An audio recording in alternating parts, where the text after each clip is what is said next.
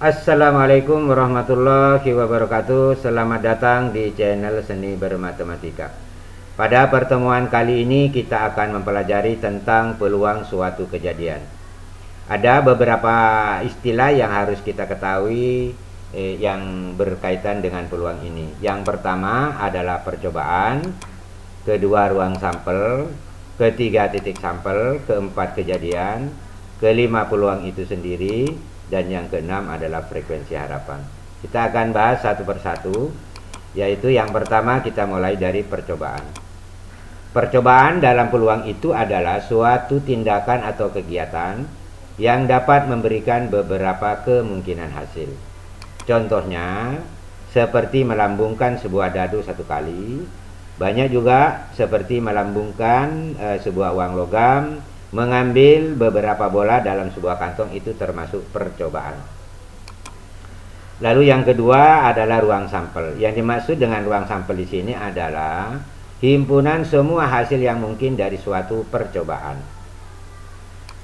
Dan ruang sampel disimbolkan dengan huruf S besar ini. Contohnya pada percobaan di atas, yaitu melambungkan sebuah dadu sebanyak satu kali, maka hasil yang mungkin itu adalah 1, 2, 3 sampai dengan 6. Ini artinya mata dadu ya. Oke. Sehingga dengan demikian ruang sampelnya adalah merupakan himpunan 1, 2, 3, dan seterusnya sampai dengan 6. Inilah ruang sampel dari sebuah dadu yang dilambung sebanyak satu kali. Oke, kita lanjut ke titik sampel, yaitu setiap anggota daripada ruang sampel. Pada contoh di atas ini, maka yang dimaksud dengan titik sampel itu adalah seperti dadu bermata satu, ini dadu bermata dua, dan seterusnya. Itu semua disebut dengan titik sampel. Lalu yang keempat adalah kejadian. Kejadian itu adalah sembarang himpunan yang merupakan himpunan bagian daripada ruang sampel. Jadi sembarang himpunan yang merupakan himpunan bagian daripada ruang sampel. Pada contoh di atas misalnya, di mana A itu merupakan kejadian munculnya mata dadu genap. Maka dengan demikian anggota daripada A itu adalah 2, 4, dan 6. Saya kira jelas ya. Ini yang dimaksud dengan kejadian. Lalu yang kelima adalah peluang suatu kejadian. Saya akan berangkat dari teorema. Misal S adalah ruang sampel dari suatu percobaan dengan setiap anggota dari S memiliki kesempatan muncul yang sama. Dan himpunan A merupakan himpunan bagian daripada himpunan S, maka peluang peristiwa kejadian A itu adalah PA sama dengan NA dibagi dengan NS, di mana NA itu artinya banyaknya anggota daripada A, NS itu banyaknya anggota daripada S, sedangkan PA itu sendiri merupakan peluang kejadian A. Oke, kita lanjut.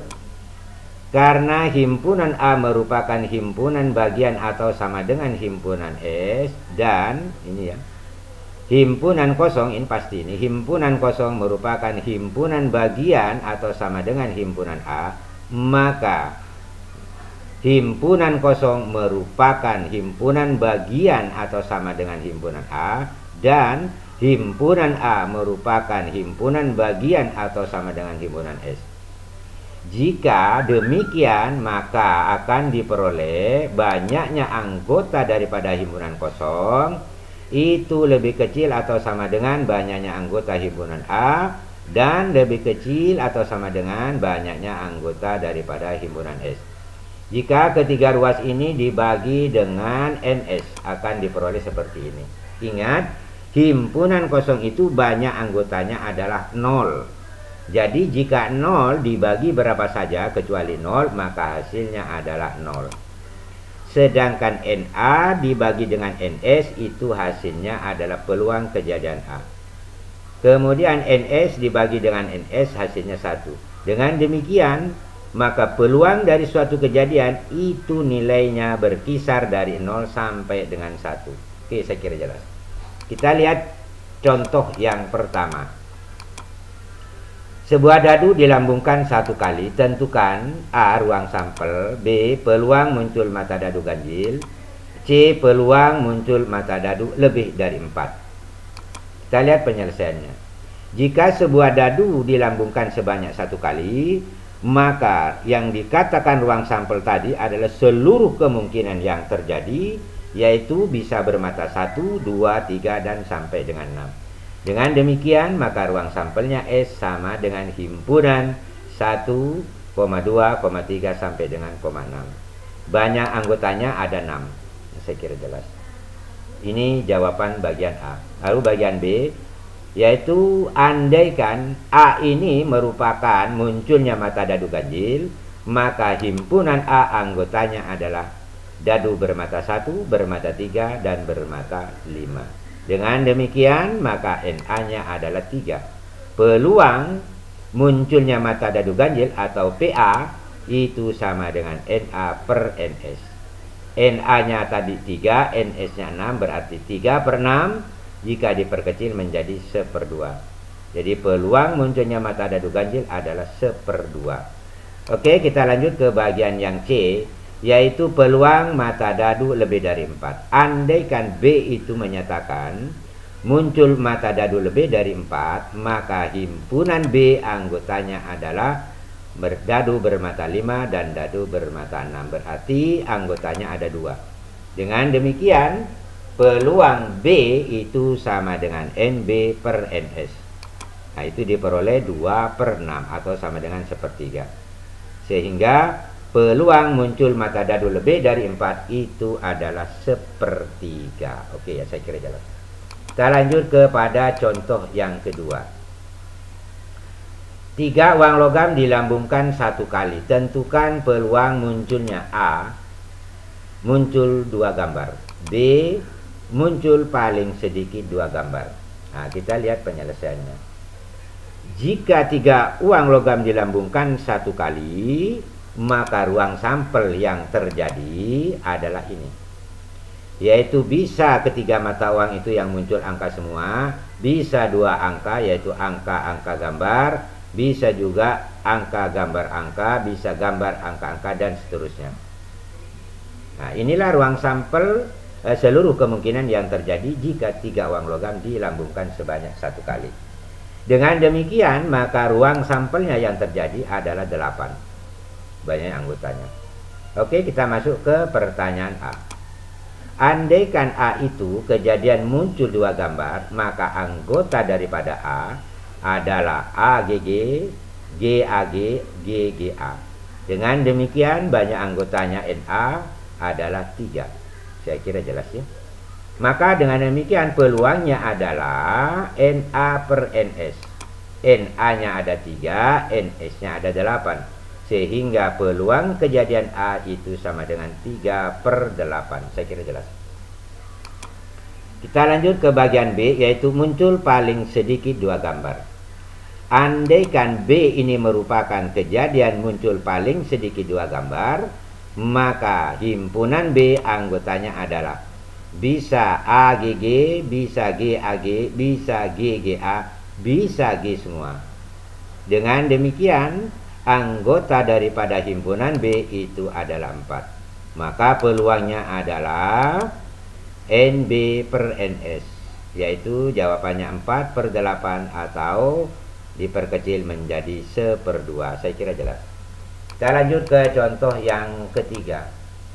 Dalam sebuah kotak terdapat 8 bola merah dan 7 bola putih. Diambil 2 bola sekaligus. Tentukan peluang terambilnya bagian A ke 2 bola putih, B 1 bola merah, dan 1 bola putih. Kita lihat penyelesaiannya. Langkah pertama, kita akan menentukan banyaknya anggota daripada ruang sampel. Kalau Anda mau menentukan banyaknya anggota dari ruang sampel, maka tidak diperhatikan warnanya. Berarti seluruh bola ada 15. Lalu kita ambil 2 bola dari 15 itu. Itulah ruang sampelnya. Jadi memilih 2 bola dari 15 bola tanpa memperhatikan warna daripada bola itu sendiri. Dengan demikian, NS-nya adalah memilih atau kombinasi 2 dari 15 bola. Itu sama dengan 15 faktorial dibagi 15 kurang 2 faktorial dikali 2 faktorial. Saya kira ini sudah paham semua ya. Pada pertemuan awal sudah dijelaskan. 15 faktorial itu diurai menjadi 15 kali 14 kali 13 faktorial.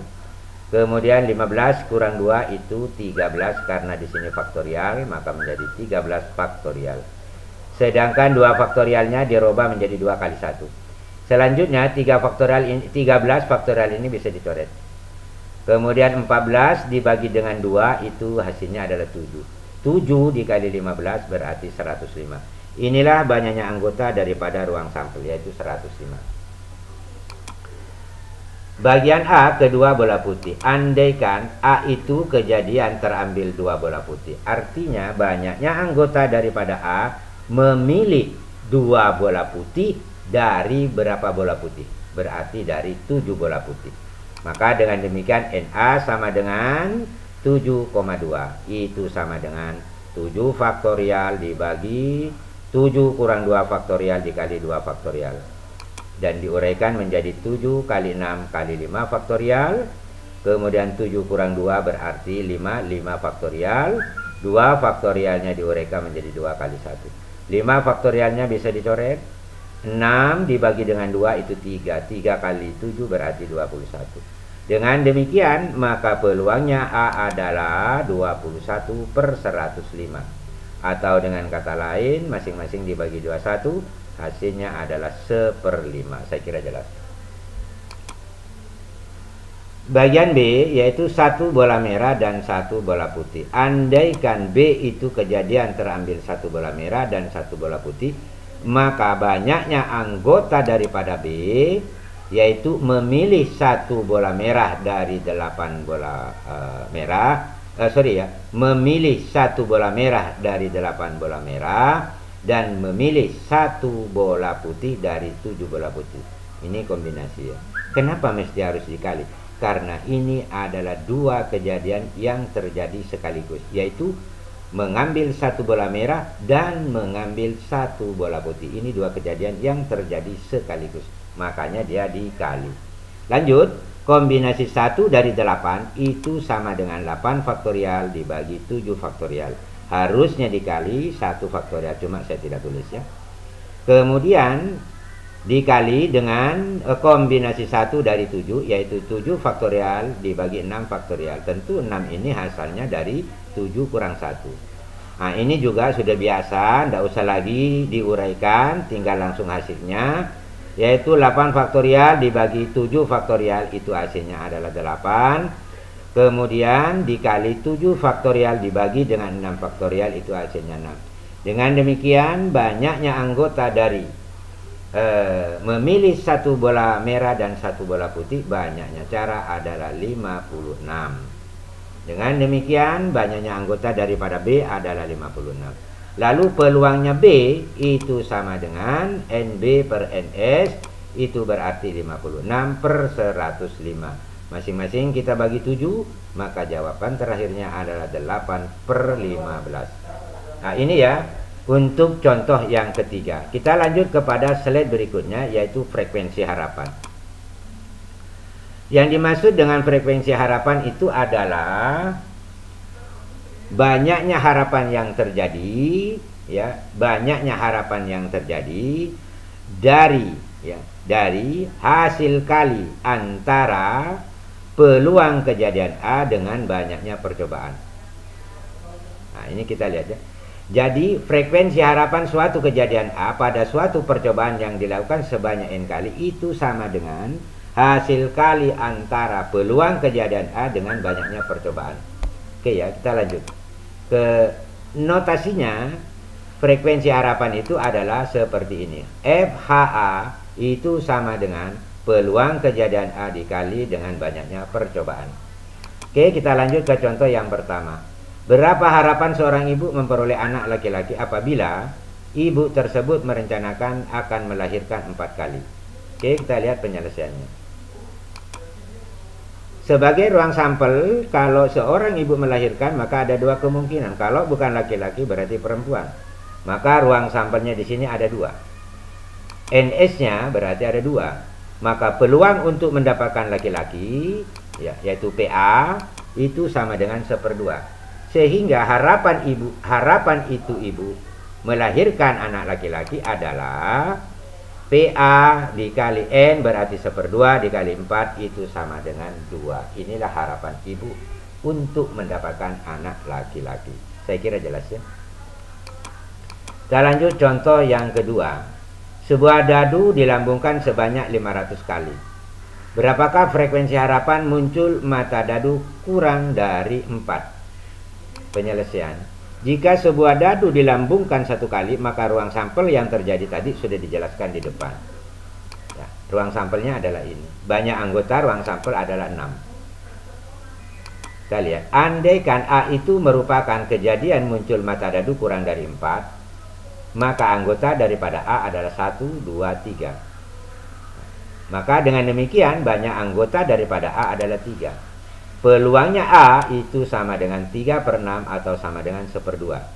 Dengan demikian harapan munculnya mata dadu kurang dari 4 itu sama dengan peluang kejadian A dikali dengan banyaknya percobaan.